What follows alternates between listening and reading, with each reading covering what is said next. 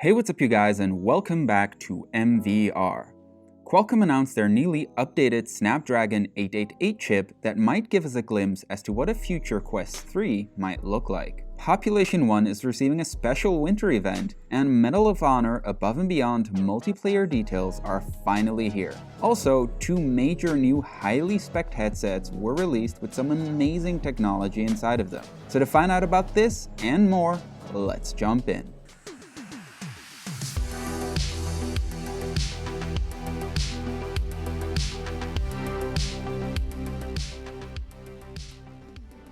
When the Oculus Rift launched back in 2018, Marvel Power's United VR was arguably one of the most expensive and anticipated games to launch alongside with it as an Oculus exclusive. It is most likely because of this exclusivity that the player numbers on launch were lackluster and sporadic at best. This letdown was then highly reflected in the reviews, and as a result, a lot of newer players stayed clear of the game since at heart the core gameplay loop was a Marvel-themed multiplayer wave shooter. Now less than 2 years after launch, Facebook has acquired the developer behind the game, Sanzaru Games, and is not only pulling the plug on the project, it's retroactively removing ownership of the title for users who previously purchased the game. The producer of the game posted to a Reddit thread to clarify that even the single-player component of the game was effectively a multiplayer mode with included bots, and as such was completely run on the company's servers. The result of all of this is that with the acquisition and shutdown of Sanzaru Games, the game will become entirely unplayable on March 1st, 2021. While this is definitely not the first time Facebook and Oculus have made a move like this, it also definitely will not be the last, and in my opinion, should serve as a warning for future purchases and illustrate the downsides that come along with an apparent Facebook monopoly of the VR market. Moving on to more positive news, Qualcomm just recently announced their new Snapdragon 888 chipset. The reason we're talking about this today is that both the Oculus Quest 1 and 2, as well as HTC Vive's standalone headsets, use different versions of Qualcomm's chipset. Currently, the highest performing chip in Qualcomm's arsenal is the XR2 chipset, which can be found in both Vive's latest Focus HMD and the Quest 2.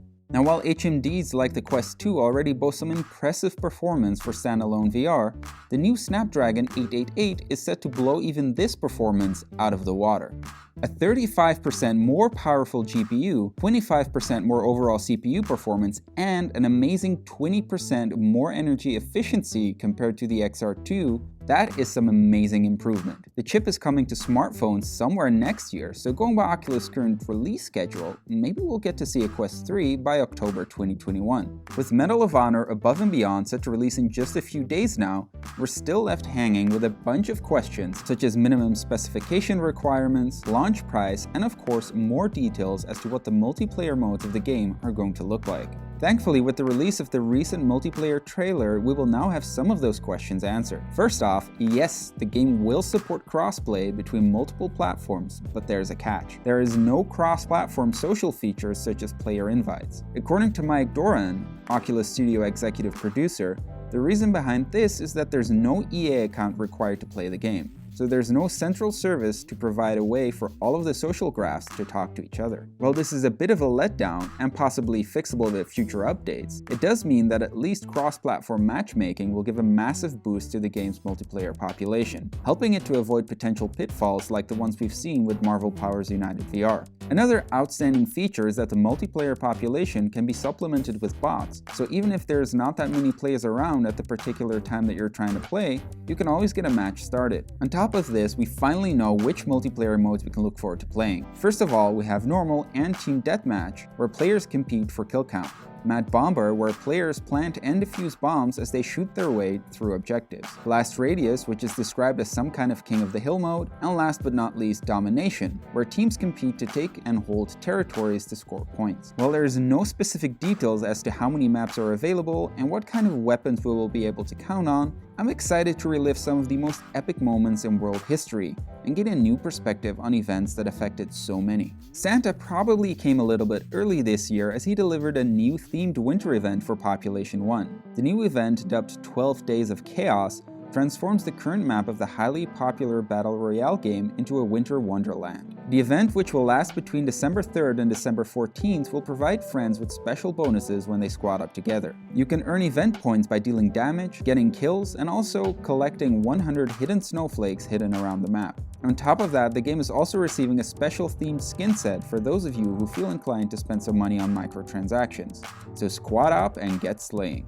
Varjo announced its latest high-end headsets, the XR3 and VR3, which both feature a range of improvements over their prior models. One of the key points that make Varjo's headsets unique is that the company uses two displays for each eye, a high-density focus display at the center and a larger context display to fill out the field of view around it for immersion. This approach allows the headset to reach retina-level resolutions, which is completely unmatched by any other headset currently on the market. These headsets are currently aimed for the professional training industry to train doctors, firefighters, and engineers that work on highly specialized equipment, and features a host of impressive features such as a 115-degree field of view, 90 Hz refresh rate, and a pass-through vision that is so detailed they were able to demonstrate a user threading a needle using only the vision provided by the pass-through cameras. Mixed with SteamVR tracking for positional VR, 200 Hz eye tracking for foveated rendering support, and XR depth perception using LiDAR, this headset could very well be a glimpse into what the future of consumer-level XR might look like. Speaking of consumer level, Varjo wasn't the only company to announce a new headset recently. Pimax, a company known for producing high field of view, ultra enthusiast level headsets, also recently launched their new Pimax 5K Super VR headset.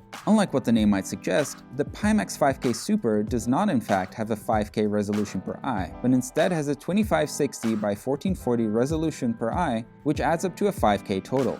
The headset features an LCD display which enables a 200-degree field of view and supports refresh rates of up to 180 Hz, which is the highest possible refresh rate for VR headsets on the market to date, and enables a buttery smooth and tight-feeling gameplay. Just like with other Pimax headsets, devices tracked via either SteamVR 1.0 or 2.0 lighthouses, which do not come with the base price of $750. The company does, however, offer a bundle for $1,250, which includes two 2.0 base stations, as well as the coveted Valve Index controllers.